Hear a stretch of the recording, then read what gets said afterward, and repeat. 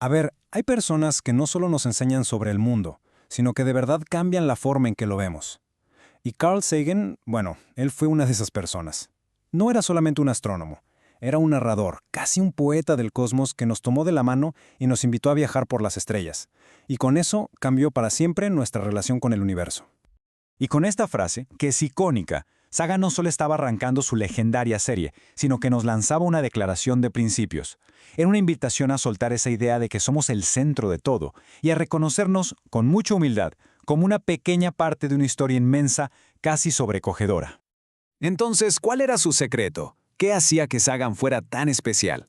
Pues fue su increíble capacidad para construir un puente entre la ciencia más compleja y la curiosidad de todos nosotros, usando un lenguaje que era, al mismo tiempo, súper riguroso y poético. Es que Sagan no se limitaba a explicar, él conectaba, tenía esa rara habilidad de hacerte sentir que todo iba a estar bien. Su voz, tan pausada, tan calmada, transmitía una confianza absoluta y lograba que conceptos como la tabla periódica o la evolución de las estrellas sonaran como la historia más fascinante que jamás habías escuchado. Pero, ¿cómo empezó todo esto? Y fíjense, no fue con un gran descubrimiento en un laboratorio, sino con algo mucho más humano. Un momento de frustración que, sin saberlo, encendió una revolución cultural y convirtió a la ciencia en un espectáculo de televisión. El punto de quiebre fue pura frustración. Imaginen, en 1976, la sonda Viking 1 aterriza en Marte. Un logro histórico. ¿Y los medios de comunicación? Casi ni lo mencionaron. Para Sagan esto era simplemente inaceptable. Y esa decepción fue el motor que lo impulsó a crear una serie que nadie pudiera ignorar, una que le diera a la ciencia la espectacularidad que se merecía.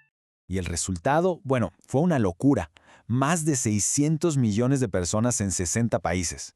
De repente quedó clarísimo que la gente no era indiferente a la ciencia. Al contrario, había una sed enorme de contenido inteligente, que nos tratara con respeto y nos llenara de asombro. Y aquí está, yo creo, su mayor logro. Sagan no solo enseñó ciencia, la hizo cultura. Demostró que no es un montón de datos fríos y aburridos, sino una fuente de maravilla, una aventura humana, y al final, una parte esencial de lo que somos.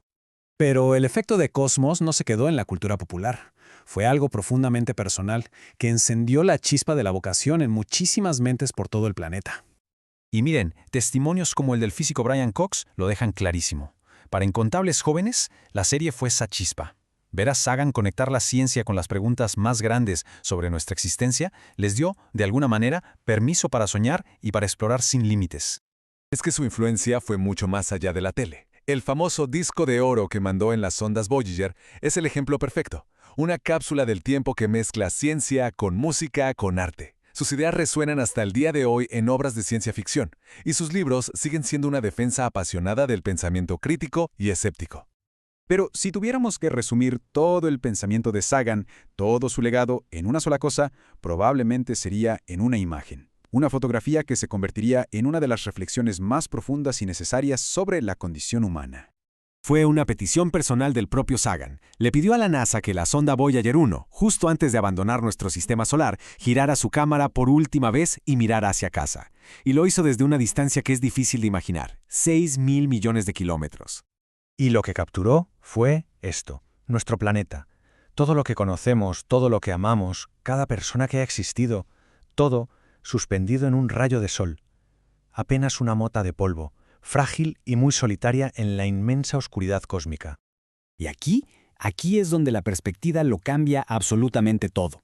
Sagan nos hizo pensar en todas nuestras guerras, nuestras divisiones, nuestras vanidades, y cómo todo eso, visto desde lejos, se reduce a una disputa por el control de una fracción de este píxel. Es una lección de humildad tan brutal como necesaria. Y justo esa perspectiva nos revela quién era Sagan en realidad. No solo un científico o un poeta, sino un verdadero hombre del Renacimiento moderno, alguien que unió ciencia y humanismo en un poderoso llamado a la sabiduría. Lo que él hizo fue fusionar de una manera increíble la investigación del científico con las preocupaciones del humanista. Entendió que buscar vida en otros mundos y luchar por la paz en el nuestro eran, en realidad, dos caras de la misma moneda, la supervivencia y el valor de la vida. Al final del día, creo que esta es la gran lección de su trabajo. El conocimiento científico no es solo para acumular datos. Es una herramienta para ganar perspectiva. Saber que estamos hechos de polvo de estrellas no es solo una frase bonita, Es la prueba científica de que estamos profundamente conectados con el cosmos y, por lo tanto, con todos los seres vivos. Sagan nos dejó con este reto que es enorme. Convirtió una simple foto del espacio en una pregunta súper urgente sobre cómo nos comportamos aquí y ahora. Y no es una conclusión para deprimirnos para nada, sino un llamado a la perspectiva y a la responsabilidad. Un recordatorio de que, en la inmensidad del espacio, solo nos tenemos a nosotros mismos.